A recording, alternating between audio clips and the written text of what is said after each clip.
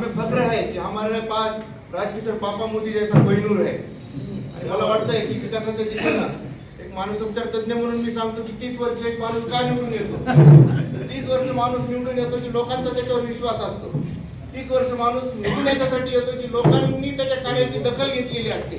30 वर्ष माणूस याच्यामुळे निवडून येतो की लोकांच्या मध्ये त्याची प्रतिभा चांगली असते, आणि 30 वर्ष माणूस याच्यामुळे निवडून येतो की लोकांना त्याच्या क्षमता माहीत असतात। आणि म्हणून हे 30 वर्ष लोकांच्या मनावर अधिराज्य करणं ही काही सोपी गोष्ट नाही।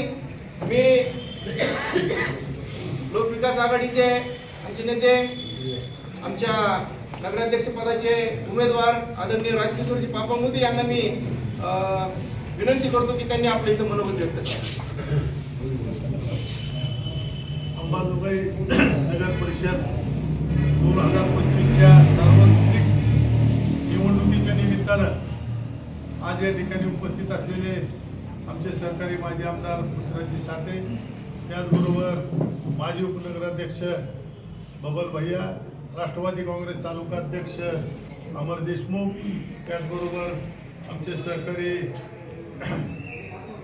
मोहित पोतागळे, खालिद चौस, आमचे दुसरे सहकारी डॉक्टर राजेश इंगोले, विशाल जाजू, त्याचबरोबर या ठिकाणी आज आमच्या महाविकास आघाडीला पाठिंबा देण्यासाठी या ठिकाणी सर्वप्रथम ज्यांनी घोषणा केली ते आमचे मित्र Mahendra Nikalje, Republican party of Athawale गट, त्याचबरोबर दुसरे आमचे सहकारी मित्र ॲडव्होकेट शिवाजी कांबळे, समाजवादी पार्टीचे नेते, त्याचबरोबर मनसेचे नेते सुनील जगताप, या तिन्ही पक्षांनी आम्हाला पाठिंबा दिलेला आहे।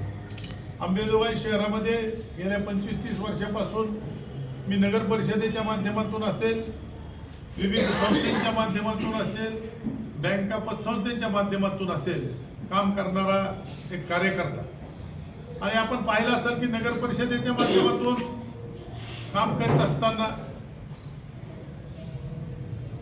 जी काही विकास कामं झाली, जे काही काम झालं हे सगळं आपल्या समोर आहे।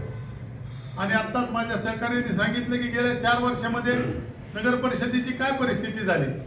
नगर परिषदेची परिस्थिती आम्ही असताना 1 तारखेला नियमित पगार होत होता। आज आपण पाहिलं असेल की 3-3 महिने 4-4 महिने नगर परिषद कर्मचाऱ्यांचा पगार नाही, त्यांना फेस्टिवल दिलं जात नाही। स्वच्छतेच्या कर्मचाऱ्यांना ऐन दिवाळीमध्ये त्या ठिकाणी रस्त्यावर येऊन भीक मागावं लागेल। ही नगरपालिकेची परिस्थिती त्यांनी करून ठेवली।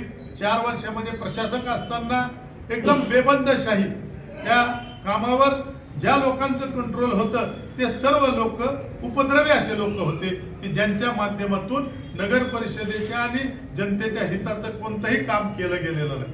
आपण पाहिलेलं असं की या ठिकाणी साठेंनी सांगितल्याप्रमाणे शिवाजी चौक ते मेडिकल कॉलेजचा रस्ता हा 80 फुटाचाच होता। तो जिल्हा परिषदेकडून सार्वजनिक बांधकाम खात्याकडे वर्ग झाला, आणि त्यावेळेस विधानसभेला त्या लोकांनी मतं दिले नाही म्हणून तो राग काढण्यासाठी त्या ठिकाणचे छोटे छोटे जे लोक होते, गोरगरीब लोक आहेत, त्यांना विस्थापित करण्याचं काम, 100 फुटाचा रस्ता करण्याचं काम त्यांनी केलं। आजही तो रस्ता पूर्ण झालेला नाही, त्या सगळ्या इमारती त्या ठिकाणी मोडकळीस आलेल्या अवस्थेत आहेत। म्हणजे अशा प्रकारे सोडाचं राजकारण करणारे एका बाजूला लोक, आणि दुसऱ्या बाजूला आम्ही सगळ्यांना सोबत घेऊन त्या ठिकाणी अंबेजोगाई शहराचा विकास केला। अंबेजोगाई शहरामध्ये पाणी पुरवठा योजनेच्या बद्दल जर सांगायचं झालं तर आज धरणात 100% धरण भरलेलं आहे, पाणी त्या ठिकाणी आहे, आणि आज 12-12, 15-15 दिवस या ठिकाणी अंबेजोगाईला लोकांना पाणी मिळत नाही।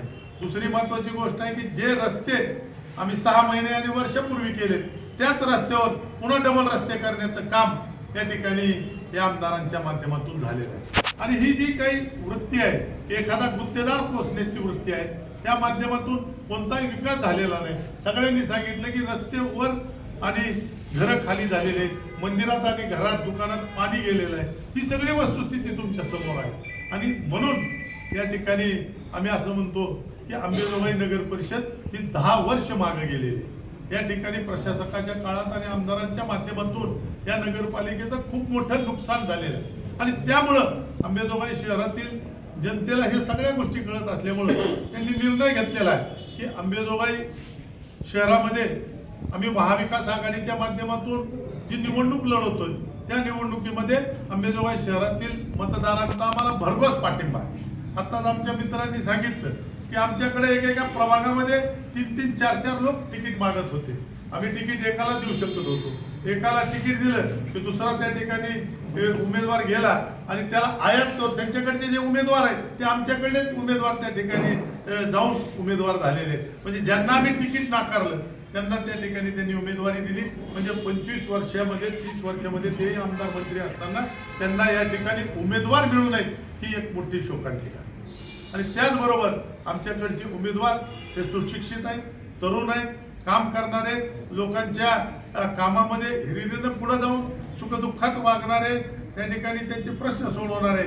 म्हणून अंबेजोगाई शहरातील सुजाण मतदारांनी हा निर्णय घेतलाय की अंबेजोगाई महाविकास आघाडीला भरघोस मतांनी निवडून द्यायचं आहे. आणि म्हणून आज या ठिकाणी आम्हाला या तिन्ही पक्षांनी पाठिंबा दिलाय. त्यांनी या ठिकाणी सांगितलं की त्यांचे जे काही विकासाचे प्रश्न आहेत ते खूप असे कॉमन प्रश्न आहेत की आम्हालाही त्या प्रश्नाबद्दलची आहे की बुट्टेनाथ साठवण तलाव झाला पाहिजे, जिल्हा निर्मिती झाली पाहिजे, रेल्वे आली पाहिजे, अंबेजोगाई शहराचा पिण्याच्या पाण्याचा प्रश्न सुटला पाहिजे, अंबेजोगाई शहरासाठी व्यापारी संकुलाच्या माध्यमातून गोरगरीब लोकांनाही त्या ठिकाणी व्यवसायासाठी जागा मिळाली पाहिजे. हे असे आमचे कॉमन अजेंडा असणारे प्रश्न असल्यामुळं त्यांनी आम्हाला या ठिकाणी पाठिंबा दिलाय. आणि आमची महाविकास आघाडी यांच्या पाठिंबामुळे आणखीन मजबूत झालेली आहे. आणि आम्ही येत्या 2 तारखेला ही निवडणूक 100% जिंकणार आहोत. आणि त्या पद्धतीचा विश्वास आम्हाला आहे. मतदारांनी आम्ही ज्यावेळेस त्यांच्याकडे जातो त्यावेळेस जो प्रतिसाद आहे